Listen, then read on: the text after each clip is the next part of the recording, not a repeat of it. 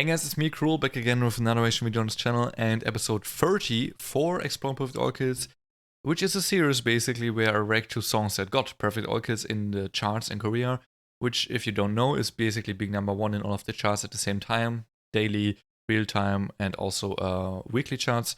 So it's really, really hard to achieve. Only about 107 songs, or 8 now, have got it since 2010, since 11 years ago. So IU has a lot of them, spoiler, and I will go in order. Basically, I'm now in 2014 May, and this is IU, who, surprise, with My Old Story, or also, I think, let's try pronounce it in Korean, Naui Yetnal Iyagi, something like that, I believe it is.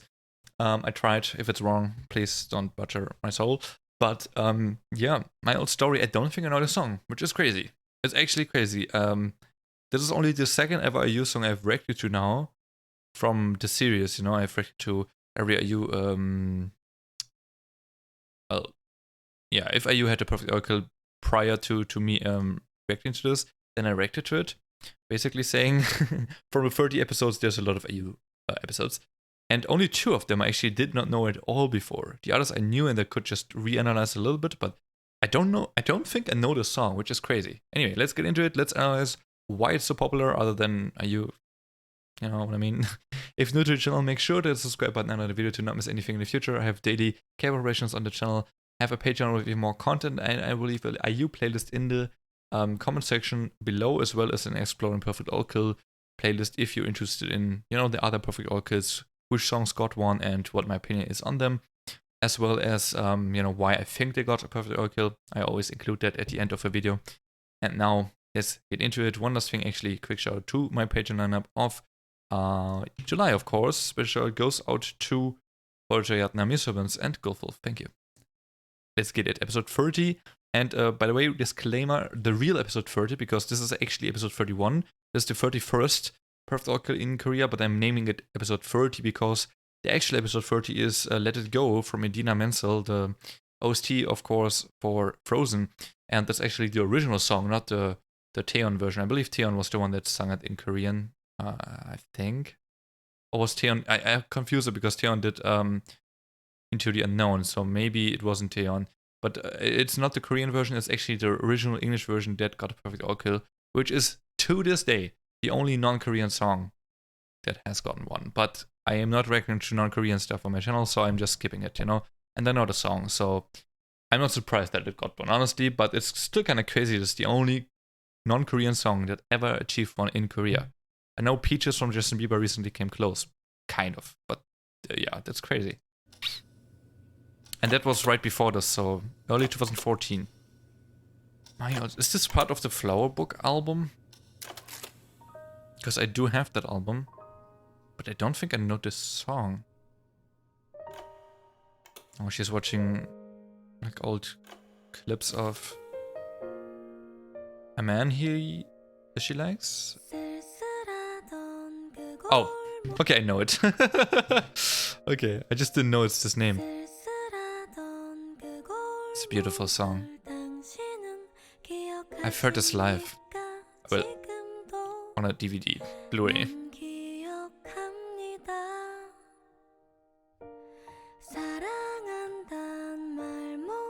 It's interesting that she's smiling here, though.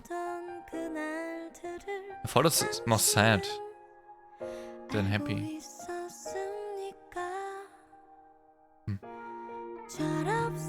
I love when the cello kicks in here. Oh, I'm getting goosebumps. I think it's a cello.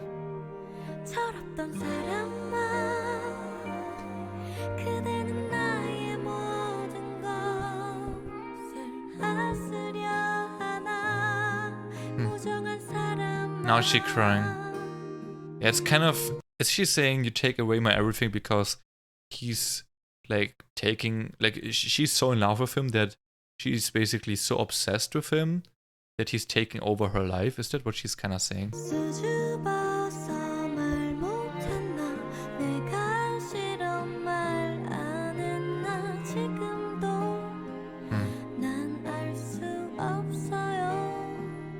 That's sad.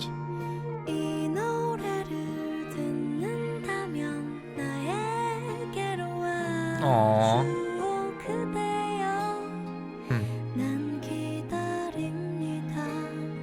That's really beautiful, the lyrics. So I think he's feeling similar way, but they're just apart from each other and they can't find each other or something. Or maybe he's actually listening to the song right now and then got reminded of it, and now he's writing this letter. I don't know. I'm not so sure about that, but maybe.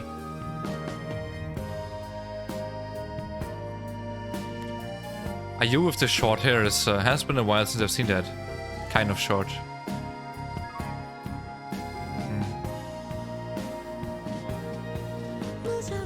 You know what I find very... Like, she's such a good actress. Look at this. She is crying but smiling. It's like this... I'm sad about this, but it's a good memory still kind of thing, right? It's like... You know... When you think of that person, you're just really happy. Because you think of... Because the person is in your mind, right? In your thoughts, and that person makes you happy. But then something about the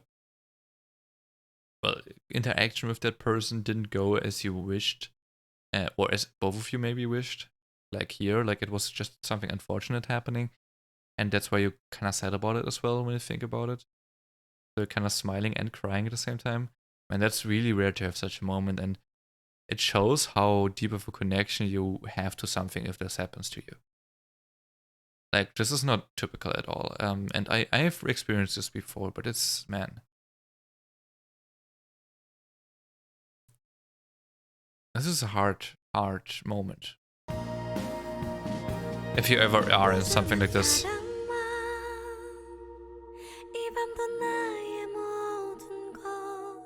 She's... Oh, she's actually crying again. Oh my... Why? I don't want to see her cry. But yeah, her voice is really emotion-packed in the song. It's a bit unstable on purpose, which is, oh, so pretty, man. I love that she can do that. Love this part of the song.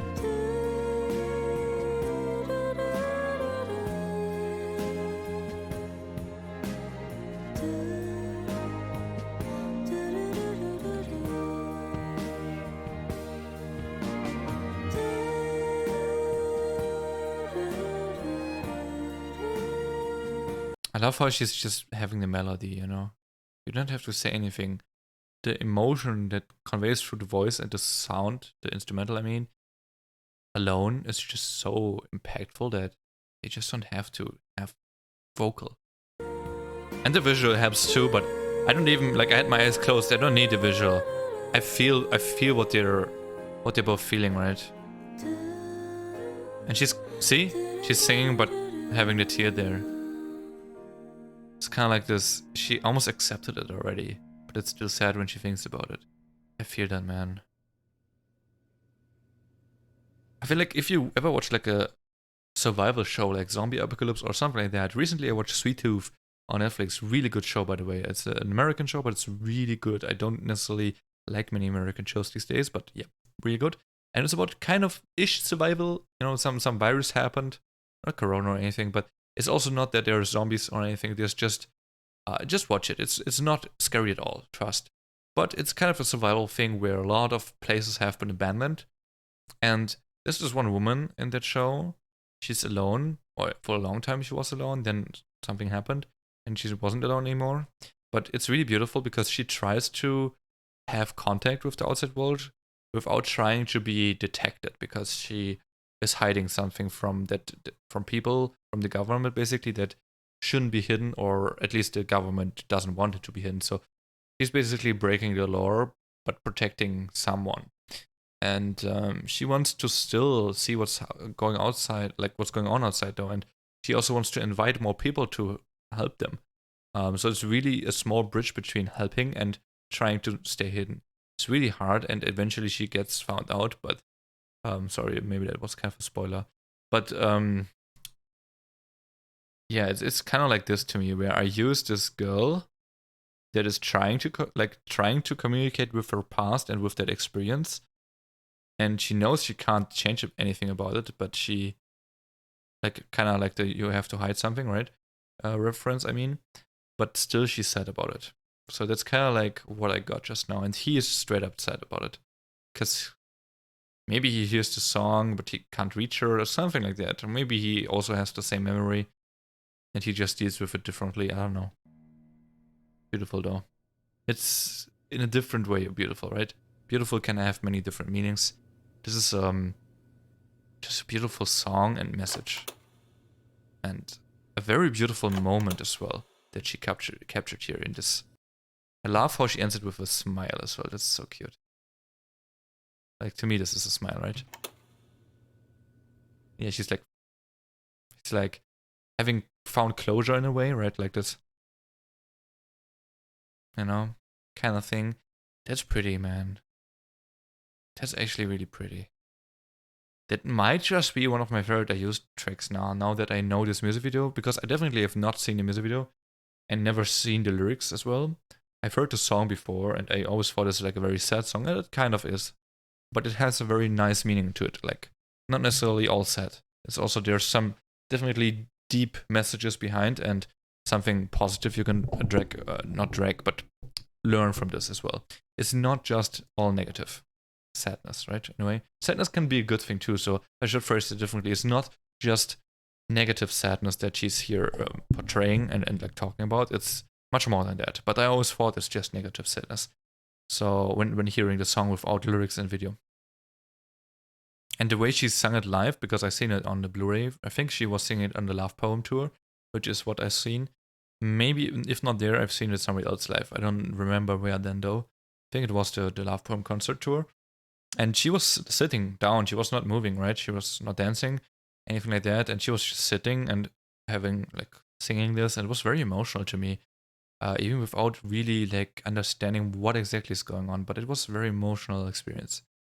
So it was beautiful, and let's come to a conclusion why I think it might have gotten a perfect oracle. So we have to remember that this probably snatched a perfect oracle from Let It Go, or it came right after at least. And looking at what came right after this one, let me do that. It's actually kind of a collab song between Urban Zacapa and Soyu from Sister. Interesting. So that's kind of what happened after this. And there's not many perfect oracles though from 2014. There were much more in 2013. Just to give you an example, if we include Let It Go, 2014 had 5 perfect oracles. 2013 had 11 perfect oracles. 2015 has like 9 or so. 16 has like 15. So definitely 14 is like a very big outlier here. And what that might mean, it either means that there were not many dominating songs on the charts, or what also is possible, and I think with Let It Go and My Old Story, like, this is from May already, and this is the second perfect oracle in the year, right? Let It Go was the first one. Kind of want to check out when Let It Go came out, but what I'm assuming more so is the case, not that there's not many songs that dominated in that year in Korea, but let me see, without playing it, thank you. January, see? January, that's crazy. So, and this is now in May, 4 months later, and this is not even early May or something. 4 months later, IU got a perfect oracle, meaning that Let It Go was on perfect oracle pace probably for majority of the time, and just in mid-May or maybe end May or something, got snatched by My Old Story. Meaning that My Old Story was also really big to even be able to snatch that, meaning that this is also probably a perfect oracle that happened, you know, like that was long ongoing, if that makes sense. So it held the perfect oracle position for a long time, probably as well. Meaning that's why there's only 3 other perfect oracles in 2014, and all 3 of them are kind of very unusual ones as well. So yeah, it's just a year where the opposite is happening, right? It's not that there's not many songs that dominate, but there's few songs that really dominate. So Let It Go and My Old Story are 2 of them, for sure. So yeah, that's a kind of explanation why that happened, I guess. And IU is just so big in Korea, and she literally had, how many? 2 perfect orchids the year prior in 2013. So she is definitely insanely popular. In 2015, she has 2 more as well. So yeah, it's just IU is really popular, and I think that's the main reason, combined with just other songs not being able to beat Let It Go. You know, it's kind of that why she got one and not many others got one in this year. But yeah, thank you so much for watching this video. This is a very long one. I had a lot of stuff to talk about because it's a really deep message and so on, and I tried to analyze a lot. But yeah, thank you so much for watching and have a nice day. Peace.